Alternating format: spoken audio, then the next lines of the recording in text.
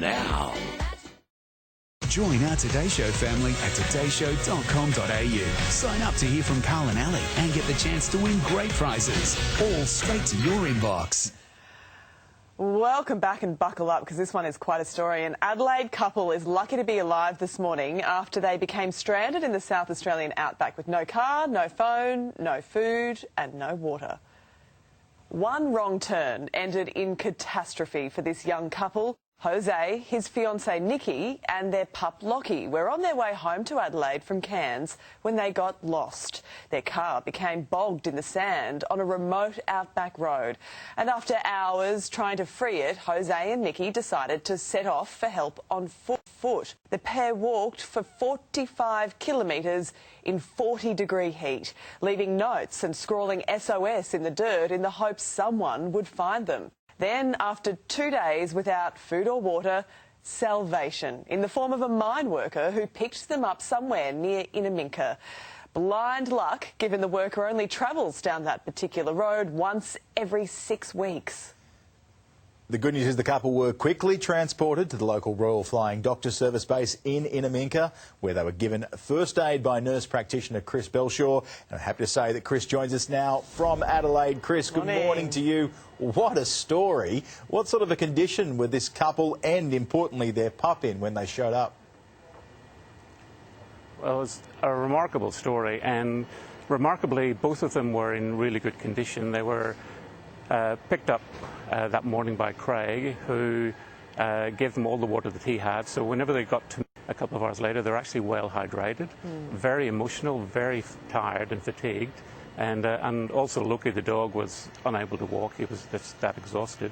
But for two young kids who were stuck out for so long in the bush, they were actually in remarkably good condition. Wow. What did they tell you about how they managed to survive those 2 very long days in the outback in what was, very hot conditions?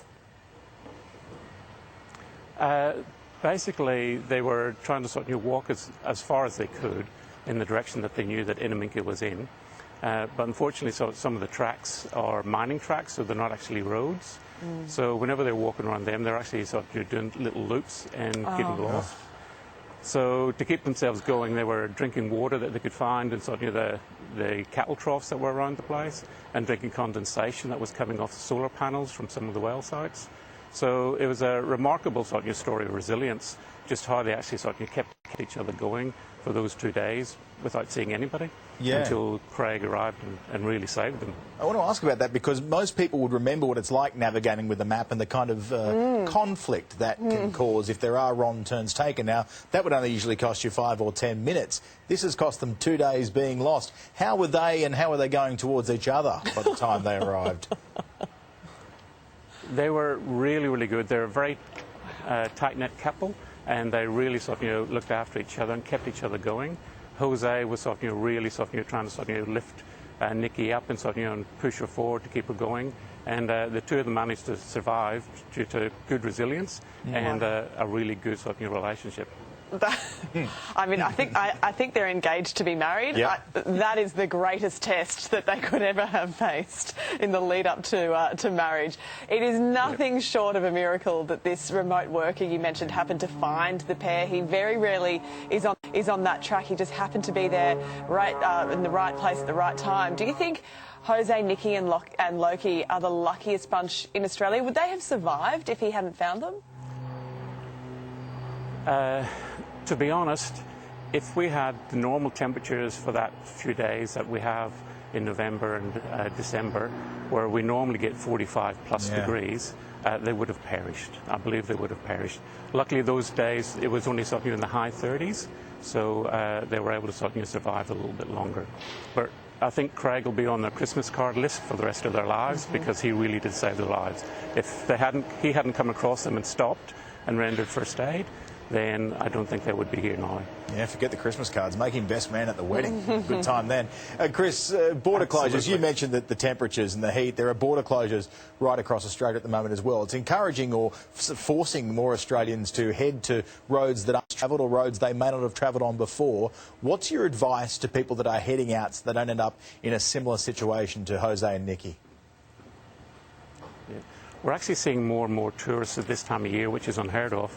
Normally we don't see people start travelling through the outback after the end of October, but now more and more people, with the border closures, are coming through remote outback. So I say journey management is probably the important one. Let people know where you're travelling, what route you're taking, and have regular check-ins with them so they know that you're going to call them every night at a certain time when you reach your destination. Phone ahead, let the authorities know where you're coming from, where you're going to. If you're going to be staying at a campground or a pub, phone them up, let them know what time to expect you. So if you don't turn up, then they can send out search parties. Make sure that your vehicle that you're travelling in is fit for the job, that you've actually got enough spares, enough tools with you to dig yourself out of trouble, that you've got enough water for at least 4 days. So we look at least 5 litres per person per day. That's your emergency backup. A little bit of food, some snacks, a first aid kit, and most importantly, if you do break down, stay with your vehicle. Yeah. You've done your journey management, you know that your people are expecting you, they know what route you're taking, so if you break down, stay with your vehicle, because we can find the vehicle on the side of a road even if you're bogged. If you leave it and wander off, you're very, very hard to find from the air whenever we're looking for you. It is not so stay with your vehicle and you'll be rescued. It's not for the faint-hearted out there, is it? And this is a wonderful reminder of the crucial work that the Royal Flying Doctor Service provides in remote areas like this. So well done to you, well done to Craig, and well done to Jose and Nikki for staying together after that extraordinary test on their relationship. We really appreciate your time this morning, and thank you very much for joining us, Chris.